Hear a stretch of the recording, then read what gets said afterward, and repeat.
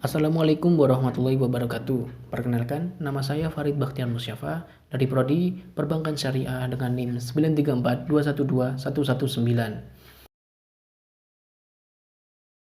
Video ini saya buat untuk memenuhi tugas ulangan tengah semester mata kuliah pengembangan kepribadian.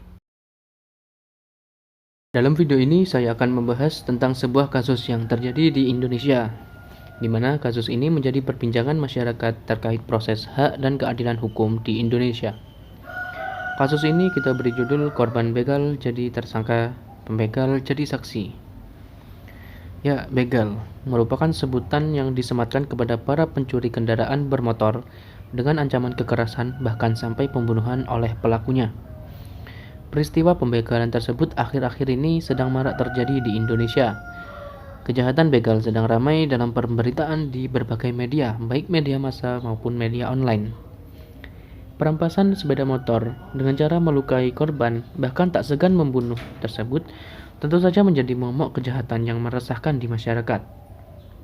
Baru-baru ini telah viral sebuah kasus komplotan begal yang melancarkan aksinya di daerah Lombok, Nusa Tenggara Barat.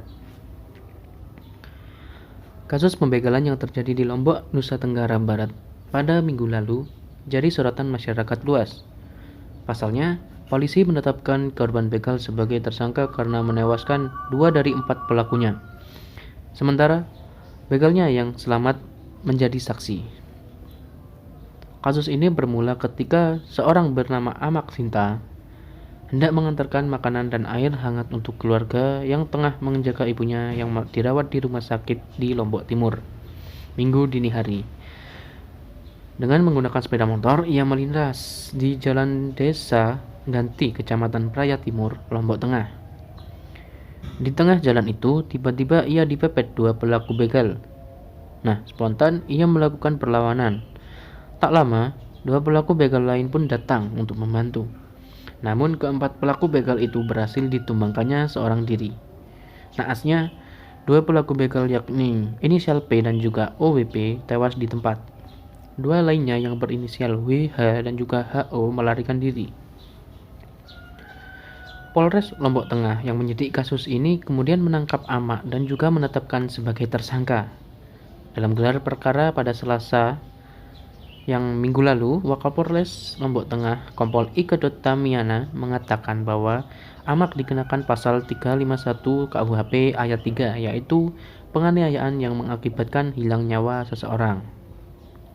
2 pelaku begal lain diamankan dan menjadi saksi kasus tersebut. Dalam kasus ini, penyidik menyita 4 buah senjata tajam dan 3 unit motor yang diduga digunakan oleh S dan para pelaku begal lainnya. Kasus ini kemudian menjadi heboh. Sejak beberapa minggu yang lalu, berita terkait selalu ramai dikomentari oleh warga di media sosial.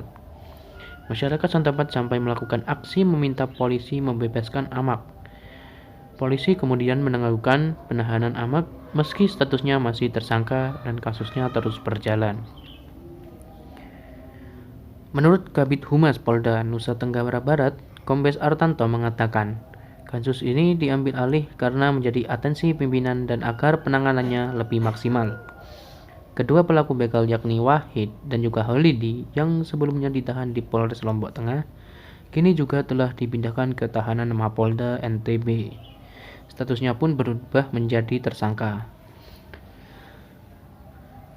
Kabareskrim Komjen Agus Andrianto sampai ikut menyoroti kasus ini. Ia meminta kasus ini dihentikan. Ia juga khawatir bahwa kasus ini jika terus berlanjut, masyarakat akan menjadi takut untuk melawan pelaku kejahatan. Agus juga mengakui telah memerintahkan Kapolda NTB untuk menggandeng tokoh masyarakat, tokoh agama, untuk menentukan layak atau tidaknya kasus tersebut diproses. Hingga saat ini, netizen pun masih mengomentari terkait dengan kasus-kasus tersebut.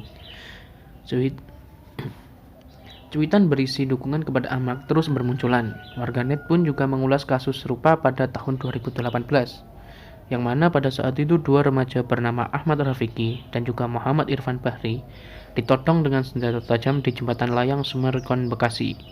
Namun keduanya melakukan perlawanan, 1 begal tewas dalam perjalanan ke rumah sakit. polisi awalnya sempat menetapkan Irfan sebagai tersangka. Namun kasus ini sempat terdengar oleh Menko Polhukam Mahfud MD. Ia menelpon Presiden Jokowi. Irfan yang akhirnya dibebaskan kemudian malah mendapat penghargaan dari kepolisian. Dalam hubungannya ataupun korelasi dengan materi konsep hak dan keadilan pada mata kuliah pengembangan kepribadian, tentu ini menjadi contoh nyata adanya pelanggaran-pelanggaran yang terjadi atas hak dan keadilan. Jika kita lihat dari kasus begal yang notabene menjadi kegiatan mencuri, ini sudah melanggar hak.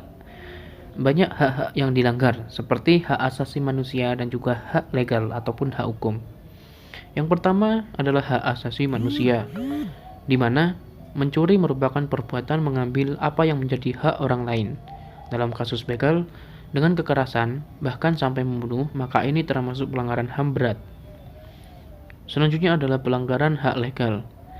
Dalam hukum positif, kejahatan begal atau pembegalan masuk dalam koridor pencurian yang diatur dalam buku 2 KUHP, yaitu pencurian dengan kekerasan, pasal 365 KUHP, dan atau pasal 368 KUHP, mengenai pemerasan dengan ancaman kekerasan atau kekerasan.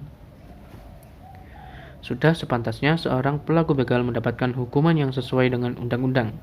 Namun, berbeda dengan kasus yang saya sampaikan di awal tadi, yaitu korban begal menjadi tersangka karena membela diri dari pelaku begal. Seseorang yang terpaksa membela diri karena nyawanya terancam, menurut saya tidak bisa dijadikan sebagai tersangka. Dalam pasal 48 KUHP yang menyebutkan, orang yang melakukan tindak pidana karena pengaruh daya paksa tidak dapat dipidana. Tindakan tersebut dikenal dengan overmatch atau keadaan memaksa yang membuat bersangkutan melakukan kegiatan luar biasa dan tidak bisa dihindarkan. Pembelaan terpaksa menekankan pada pembelaan atau pertahanan diri yang dilakukan oleh seseorang bersamaan ketika ada ancaman yang datang kepadanya. Batas-batas dari suatu pembelaan telah dilampaui apabila setelah pembelaan yang sebenarnya itu telah selesai, orang tersebut masih menyerang penyerang, walaupun serangan dari penyerang tersebut telah berakhir. Pada pembelaan diri luar biasa, keadaan jiwa yang terguncanglah yang menyebabkan batas pembelaan diri dilampaui. Kejelian para penegak hukum dalam menerapkan aturan pasal 49 KUHP sangat diperlukan, sebab aturan tersebut merupakan sebuah perlindungan hukum bagi mereka yang dianggap berhak untuk melakukan suatu perbuatan tertentu sebagai bentuk pembelaan terpaksa. Nah, jadi keadilan hukum di Indonesia dapat berjalan dengan baik apabila peranan badan-badan ataupun lembaga penegak hukum dan juga masyarakat berjalan dengan baik. Peranan badan-badan atau lembaga penegak hukum dibutuhkan dalam penegakan hukum untuk menjaga, memelihara keamanan dan juga ketertiban masyarakat, maupun memberikan perlindungan, pengayoman, dan pelayanan untuk meningkatkan kesadaran hukum di dalam kehidupan bermasyarakat. Mungkin cukup sekian ulasan video yang saya buat. Apabila ada kesalahan pengucapan ataupun kesalahan kata, mohon dimaafkan. Sekian, wassalamualaikum warahmatullahi wabarakatuh.